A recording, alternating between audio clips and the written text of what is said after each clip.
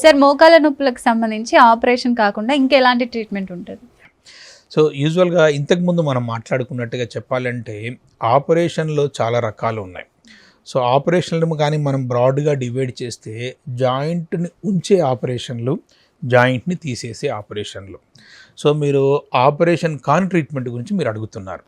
So operation కాని treatment కంటే ముందు మనం తెలుసుకోవాల్సింది ఏమిటంటే అసలు అరుగుదల ఎన్ని స్టేజ్ల్లో ఉంటుందనే విషయం మనం తెలుసుకోవాలి. ఒక మనిషిని నిలబెట్టి తీసిన తర్వాత ఎక్స్రే ఆ గ్యాప్ తగ్గిన దాన్ని బట్టి జాయింట్లో వచ్చే మార్పుల్ని బట్టి అరుగుదలని 4 రకాలుగా విభజిస్తాం. 1, 2, 3, 4. స్టేజ్ 4 ఆస్టియోఆర్థరైటిస్కి ఈరోజు time tested gold standard treatment is joint replacement. అది కాకుండా మీరు ఏ ట్రీట్మెంట్ తీసుకున్నా కానీ it is a failure option. Okay, మీరు ఒకవేళ ఆ ట్రీట్మెంటు చేయించుకొని అంటే నాన్ రీప్లేస్మెంట్ ఆప్షన్కి కానీ మీరు వెళ్ళి అది మీరు తెలుసుకుంటా అంటే అది పేషెంట్ ఒక ఇంట్రెస్ట్, మనం దాంట్లో చేసేది ఏమీ లేదు. ఎందుకంటే కొంతమంది లేటుగా కన్విన్స్ అవుతారు, కొంతమంది ఎర్లీగా కన్విన్స్ అవుతారు. సో ఇంకా ఎర్లీ స్టేజెస్లో చూసుకుంటే 1, 2, 3 ఇక్కడ మాత్రమే మనము నాన్ సర్జికల్ ట్రీట్మెంట్ ఆప్షన్స్ మనం ఎంచుకోవచ్చు అనమాట.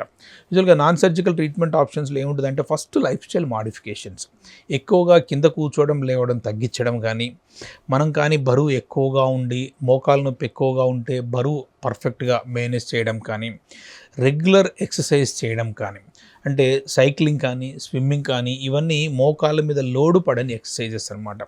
సైక్లింగ్ చేస్తే మళ్ళీ మోకాలు అరిగిపోతుందా అంటే అబద్ధం అది నిజంగా చెప్పాలంటే.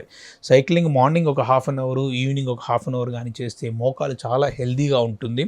గుండె ప్రాబ్లం ఉన్న వాళ్ళు మాత్రం గుండె డాక్టర్ గారిని సంప్రదించిన తర్వాత ఆ టైం క్యాలిక్యులేట్ చేసుకోవాలి.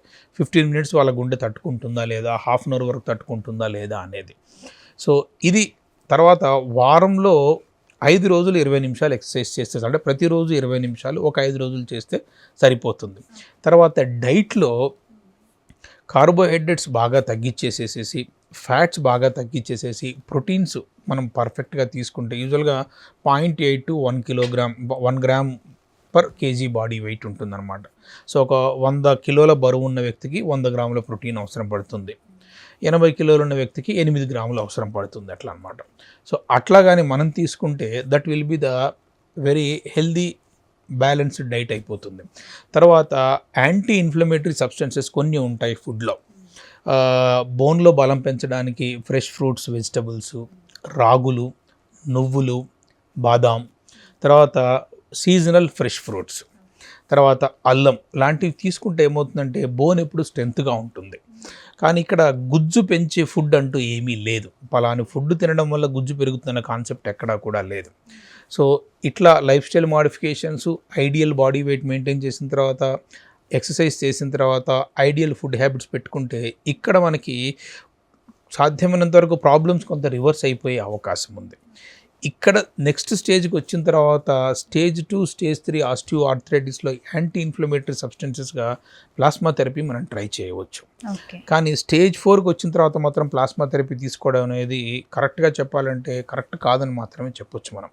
సో ఇట్లా మెయిన్ లైఫ్ స్టైల్ హ్యాబిట్స్, తర్వాత ఫుడ్, తర్వాత ఫిజియోథెరపీ, తర్వాత ఈ మోకాల లోపల ఆయిల్ లాంటి ఇంజెక్షన్స్, ఎర్లీ స్టేజెస్లో నాన్ రీప్లేస్మెంట్ కానీ నాన్ సర్జికల్ ఆప్షన్స్గా మనం ట్రై చేయవచ్చు.